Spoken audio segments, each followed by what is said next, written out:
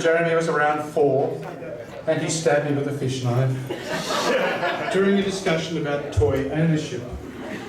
But it was only a flesh wound and the moment passed and Jeremy is still welcome to play with my toy soldiers anytime he likes. Otherwise, Jeremy was a lovely, gentle, sweet-natured boy with underlying rivers of passion. And we waved to one another across various playgrounds until we went to completely different schools for health and safety reasons. And even then, the important things kept us close, and those things were the Beatles, the Fab Four. We both saw the Beatles. We didn't hear the Beatles, because hundreds of girls were screaming in rapture. But there was something about hundreds of girls screaming in rapture that inspired in Jeremy a desire to become a musician. Due to our parents' family planning, again courtesy of the Royal Australian Navy and the Korean War, there are 4 years between us. And Jeremy took up and set up his first drum kit at the same time that I was studying for the HSC. In fact, he set them up in the same room that I was studying for the HSC. There he taught himself the essentials of this demanding and noisy skill. But I didn't have to repeat my HSC, so it all worked out pretty well. For reasons we have both forgotten, then came uni, where Jeremy became a fully trained architect and I became a fully trained medieval historian, which just goes to show how fucked up your taxes really are. What many of you will not know is Jeremy's achievements in the fields of medical research and woodwork. He discovered a cure for bronchitis, which afflicted him, which involved diving hundreds of times into the depths of the Balmoral baths for the little plastic spoons which came with the marshmallow sherbet tubs. And after only 3 years of immersion, it worked.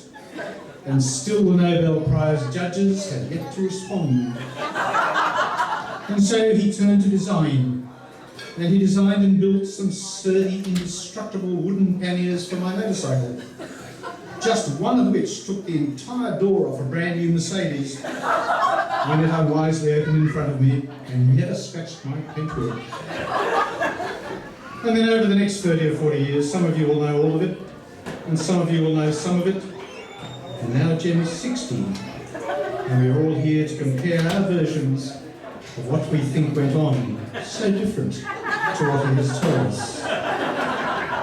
But if you're not yet 60 yourselves, or if you are, I have to tell you that it is all good, especially if you grew up in the 60s, because the 60s still sound good, they're not just a number. And Jeremy has grown into a loving, sweet-natured man of honour, with some interesting underlying passions, including cutlery, and whose friendship is worth more than gold. And with Liz, and with Ella, and with Alex, he is now a member of his own Fab Four.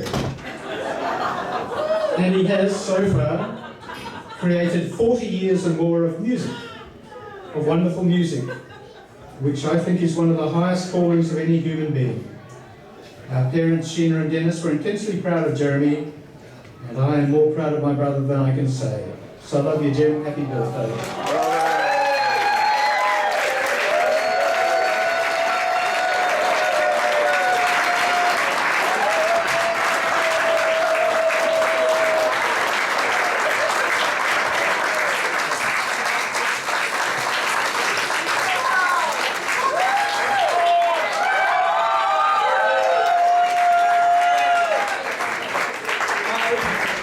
I probably just need to clarify a few things there. At the same time that I took the drum kit home and set it up where Patrick supposedly was studying for the HSC, I remember he actually started riding a motorbike, which he used to bring into the same room and park next to my drums, and then he would disappear at various times of the day and come in through the window near my drums about 2 a.m. or something. Yeah.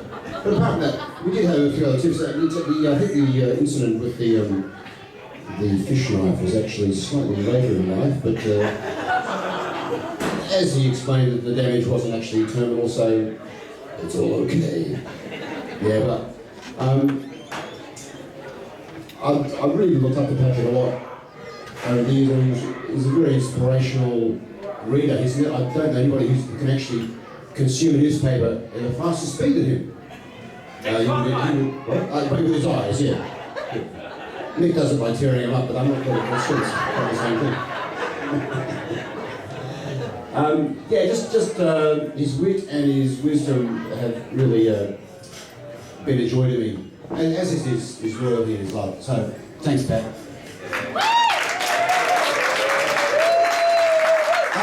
Just a brief word down here, but I'd just like to really, deep-felt thanks to people who have travelled from a long way away. Some from Lilyfield, others from places like Tasmania, and up near Byron, for today. So it really blows me out that you come down here and to share this day with us. So thank you so much.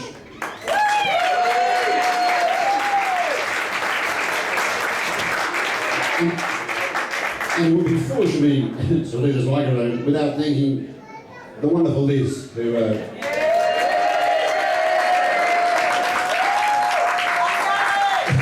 my co-pilot.